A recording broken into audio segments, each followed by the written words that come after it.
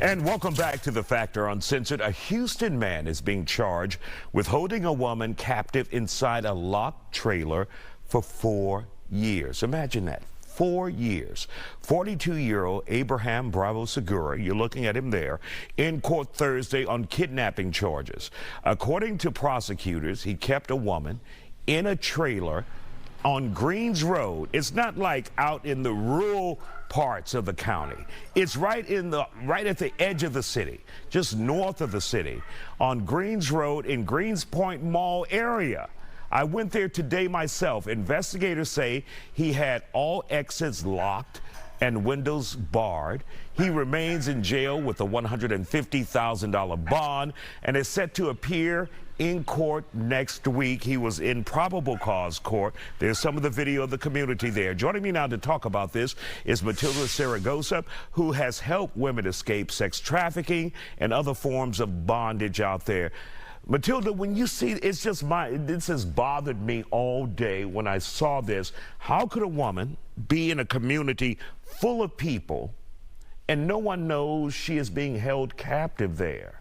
Obviously he had, and let's give him this, he had bars on the doors. He had plywood on the doors. And he would come and go, but no one noticed that there was a woman locked in his house. Well, I was looking at the video and I was taking a look at the trailer, so it looked predominantly like a Hispanic community.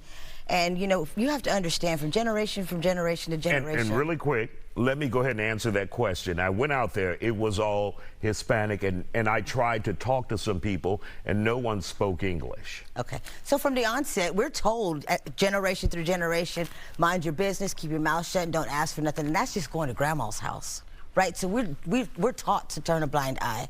So when things happen like this in our community, I mean, you have to factor in, they're afraid of immigration statuses. There's the thought of, I forgot what I was going to say. But I mean, it's like bringing attention on themselves. Absolutely. If they ring the alarm for someone who may be victimized, then you become also in the spotlight and they want to know more about you. And then if you're not here, if you're undocumented. Correct. You have the fear factor, that you have the thoughts that they want to come back. Then you look at what happens if you say something. Are you going to get in trouble for that? You know, are they going to come back and retaliate on you? You're told from the onset not to say anything. Mind your business. Turn a blind eye. Don't get involved. It's none of your business. So I'm sure he got away with it. And look where he was at. He was at an absolute perfect opportunity place to do this. Mm-hmm. So it works. And you would think this was a rural community where no one would even see his trailer, but there are like 200-300 trailers back there. And it's and for you, many of you who live here in Houston, if you're on 45 right at the Beltway, the North Beltway, and you get off on Greens Road, it is right there. And it's amazing because we do so much community outreach in that area. It's right up under my nose, and I would have never known this was happening. Right. We're out there beating the streets, giving out information. If you see something, say something. We're training the hotels. We're talking about it to the community, and it just amazes me that this was right up under our nose. I live practically underneath them. And for those who are wondering exactly how did she get out, she was able to get her hands on a cell phone for the first time, probably in 4 years, and call for help. But he had always told her, if you try to get out, I will kill you. Yeah. We heard from the prosecutors that called the Harris County District Attorney's office today, and they said that she, in the beginning, thought that was her boyfriend. And then it elevated into what we see today, being held captive for 4 years. But it's like, Matilda, what you deal with every day. Like a prostitute on the street thinks a pimp is her boyfriend. Correct. And it is not the case. No, they're conditioned to think those things. You know, they're coerced into believing that if you say something, then I'm going to go back and hurt your family, which is the case with him. And then a lot of times you have these victims, they trauma bond with their aggressor, or the person that's pimping them out.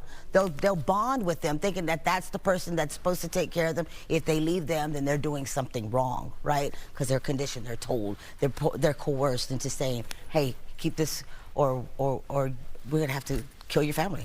And the Harris County District Attorney's Office says that they are providing, or she is getting getting a mental evaluation and also getting the help that she needs.